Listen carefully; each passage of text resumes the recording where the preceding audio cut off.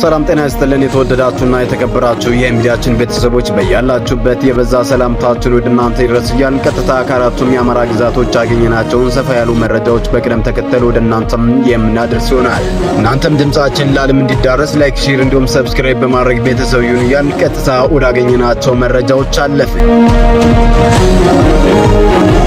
በቅድሚያም ወደ ጎጃም ቀጠና ስናምራ ሞታይ ፈሬው 206ኛ ኮር ጠላት ጉሮሮ 27 ክላሽ ማርኳል። የአማራ ፋኖ ብሔራዊ ኃይል ቴዎድሮስ ዕዝ ሞታይ ፈሬው 206ኛ ኮር በተለያዩ ግንባሮች በዛሬው ዕለት ባደረገው ተጋድሎ እጅግ አስደናቂ በሆነ ትንቅንቅ ከጠላት ጉሮሮ 27 ክላሽ ማርኳል። በራሱ ፍላጎት እየተክለፈለፈ ከአንበር ከተማ በመነሳት ወደ ጃማ ከተማ በማቅናት ጥቃት ለማድረስ በተንቀሳቀሰው የጠላት ኃይል ላይ 206ኛ ኮር 34ኛ ክፍለ ጦር ቃኝና መሐንዲስና ደጃች ተላጓሉ ሻለቃ በፈጸሙት የማጥቃት ውጊያም ጠላትን ከምድር ደባልቀው 27 ክላሽ በርካታ ካዝና የደረት ትጥቅና ልዩ ልዩ ወታደራዊ ቁሳቁስ ማርከዋል። ከጧቱ 3 ሰዓት እስከ ቀትር 6 ሰዓት በወሰደው ጠንካራ ውጊያ ጠላትን ያጋደሙት የ206ኛ ኮር አሃዶች ከ45 በላይ ጠላት የደመሰሱ ሲሆን ከ22 በላይ የጠላት ኃይል ከባድ ቁስለኛም ሆነዋል። የአረመኔው ሰራዊት አድማ ብተናና ሚኒሻ በታጨደበት ውጊያ ጠላትን ቅስም በመስበር አስደናቂ ጀብድ የፈጸሙት 34ኛ ክፍለ ጦር ተደጋጋሚ ድል ያስመዘገበ ጠንካራ ክፍለ ጦር ሲሆን በዚህ ሰዓት 15 ጠላት ከባድ ቁስለኛ በጫካ ወድቀው እንደሚገኙም ታውቋል። በተያዘ ውጊያ 206ኛ ኮር 14ኛ ክፍለ ጦር ቃኝና መሐንዲስ ከሻለቆች ጋር በመቀናጀት ከደብረ ኤልያስ ተነስቶ ማርዘነብ ከተማ ላይ በደረሰው የጠላት ኃይል ላይ በፈጸሙት ፈጣን ማጥቃት ተመሳሳይ ድል የተገኘ ሲሆን የአረመኔው ሰራዊት ከፍተኛ ኪሳራ አስተናግዶም 23 አስከሬን ተሸክሞም ተመልሷል። በተመሳሳይ መረጃም ወደ ጎንደር ቀጠና ስናምራ ታላቁና ታሪካዊ ደብር ጨጨሆ መድኃኔዓለም በመከላከያ ሰራዊት ተዘረፈ። በደቡብ ጎንደር ሀገረ ስብከት በላይ ጋይንት ወረዳ የፈለገ ፀሐይ በቅሎ አገጨጨሆ መድኃኔዓለም ቤተክርስቲያን ዝግ ሙዳየ ምጽዋት በመከላከያ ሰራዊት ዘረፋ እንደተፈጸመባቸውም ተሰምቷል።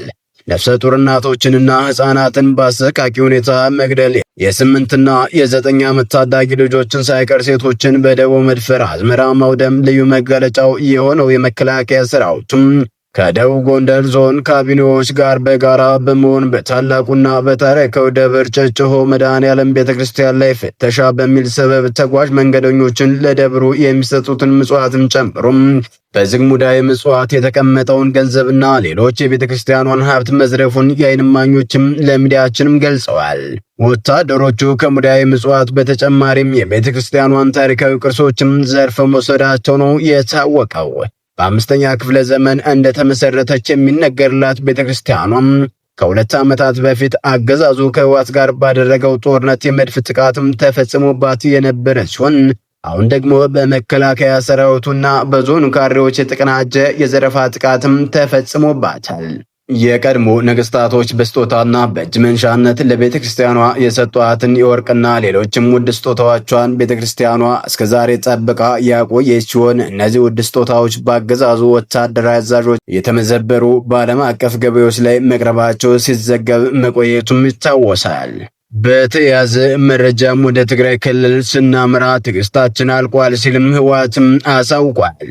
በምርጫ ቦርድ የተሰረዘው ህወሓት ሳምንታዊ መልእክት በሚል በወጣው መግለጫ ትዕግስቴ አልቋልም ብሏል። የፌዴራል መንግስቱ የወነጀለው ህወሓት በተደጋጋሚ ያቀረበውን ጥሪ ምላሽም አለማግኘቱን ገልጿል።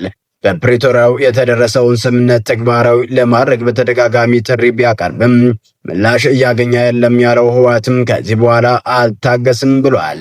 ቡድኑ በመግለጫውም ለዘላቂ ሰላም መስፈን ቁርጠኝነትን ቢኖረንም የትግራይን ህዝብ ለማጥፋት የሚደረጉ ሴራዎችም አልታገስም ብሏል። የኢትዮጵያ መንግስት የትግራይ ህዝብን በተለያዩ መንገዶች የዘር ማጥፋት ዘመቻዎችን ቀጥሏል በማለት የወነጀለው ህወሓትም ትግራይ ያለው የሰብአዊ ቀውስ መባባሱንም ጠቁመዋል። ለዚህም አስታኮ ማስጠንቀቂያ ያዘለ መግለጫ ያወጣበትን የህፃስ ተፈናቃይ ረሃብ ያነሳ ሲሆን የፕሪቶሪያው ስምምነት ባለመተግበሩ ትግራይ ተደራራቢ ቀውስም እያስተናገደችም ነው ብሏል። ይሁን እንጂ ትግራይ ለገጠማት ቀውስ የፌዴራል መንግስቱን ተጠያቂ የሚያደርገው ራሱ ህወሓት ተፈናቃዮች የፖለቲካ ሚያዝያ በማድረግ ይወነጅላል። ከህወሓት በተቃራኒ የቆሙ በርካታ የትግራይ ፖለቲካ ኃይሎችም ተፈናቃዮቹ ለችግር የተጋለጡት ሰብአዊነትና ፖለቲካ በመቀላቀሉ ነው ይላሉ። ዓለም አቀፉ ማህበረሰብ በትግራይ ህዝብ ላይ እየተፈጸመ ነው ያለውን የዘር ማጥፋት ወንጀል ለመከላከል ጥረትም እያደረገ አለመሆኑንም አመላክቷል። ህወሓት በመግለጫውም ዓለም አቀፉ ማህበረሰብ ተገቢውን እርምጃ መውሰድ አለበት ያለ ሲሆን ትዕግስትም ልክ አለው በማለትም አሳስቧል። አዲስ አበባ የወጣቶች ገሃነም ሆናለች። ሰሞኑን እጅግ በርካታ ወጣቶች በጅምላ እየታፈሱ በመታሰር ላይ ናቸው። በሚያሳዝን ሁኔታ ደግሞ ጡረታ ወጥቶ የራሱን ህይወት የሚመራ ምንም አይነት ፖለቲካዊ ተሳትፎ የሌለው ቤተሰብን እሱ ከሚኖርበት ሰፈር ጠራርገው ያሰሯቸውን የአማራ ወጣቶችን አደራጅተነው ብለው ፈርጀውት ከታሰረ ሳምንታት ማለፉንም ሰምተናል።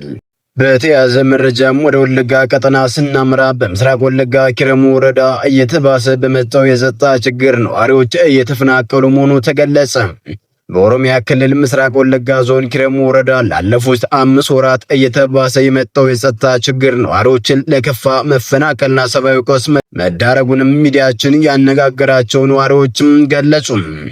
የኪረሙ ወረዳ ባለስልጣን የሆኑት አቶ አለባቸው ወይሳ ሰሞኑን በታጣቂዎቹ በደረሰ የጸጥታ ችግር ከ1000 በላይ ሰዎች መፈናቀላቸውን አረጋግጠው ከተፈናቃዮች መካከል አብዛኛው የኪረሙ ወረዳ ያሹኩታ፣ የጉንዲና ጅሬኛና የባቡ መንደር ነዋሪዎች መሆናቸውንም ተናግረዋል።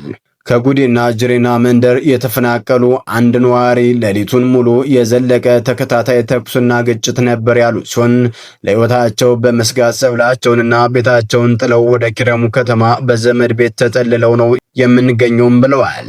ነዋሪዎች አክለውም ብዙዎቹ ተፈናቃዮች ወደ ጫካ፣ ወደ አጓራባች መንደሮች እንዲሁም ወደ ኪረሙ ከተማ በመሰደድ ለከፍተኛ ችግር እየተጋለጡ መሆኑንም ጠቁመዋል። ስሙ እንዳይጠቀስ የፈለገ የ12ኛ ክፍል ተማሪ በአካባቢው ባለው አለመረጋጋት ምክንያት ትምህርቱን አቋርጦ መፈናቀሉንም ተናግሯል። የኢትዮጵያ ሰብአዊ መብቶች ኮሚሽን ኢሰመኮ ሰሞኑን በጋምቤላ ክልል በተፈጠረ ግጭት የሰዎችን ሕይወት መጥፋቱን፣ የአካል ጉዳት መድረሱንና ባንኮችና የመንግስት መስሪያ ቤቶችን ጨምሮ በርካታ አገልግሎት ሰጪ ተቋማት አገልግሎት ማቋረጣቸውን ትናንት ባወጣው መረጃም አስታወቀም። ኢሰመኮ በክልሉ የተፈጠረውን ግጭትና የሰላም መደፍረስ በፍጥነት በማስቆም መንግስት በቂ የጸጥታ አካላት በአስቸኳይ እንዲያሰማራም አሳስቧል። የኢሰመኮ ዋና ኮሚሽነር ብርሃኑ አዴሎ የክልሉ የጸጥታ ተቋም ግጭቶችን ለመከላከልና ለመቆጣጠር የሚያስችል ብቃት እንዲኖራቸው ማድረግ ያስፈልጋል ብለዋል። በክልሉ ከህዳር 28 ቀን ጀምሮ ግጭትና የጸጥታ መደፍረስ የደረሰው በታንግልዩ ወረዳ፣ በጋምቤላ ወረዳ፣ በጋምቤላ ከተማና በከተማዋ ዙሪያ እንደሆነም ጠቅሷል። ኢሰመኮ በተለይ በጋምቤላ የከተማዋ ዋና ፖሊስ ጽሕፈት ቤት አዛዥ ዋና ኢንስፔክተር ኡመድ ኦጅሎ መገደላቸውን ተከትሎ በወረዳዎችና በቀበሌዎች ግጭት ተቀስቅሶ የተኩስ ልውውጥም ሲካሄድም መቆየቱንም ገልጿል።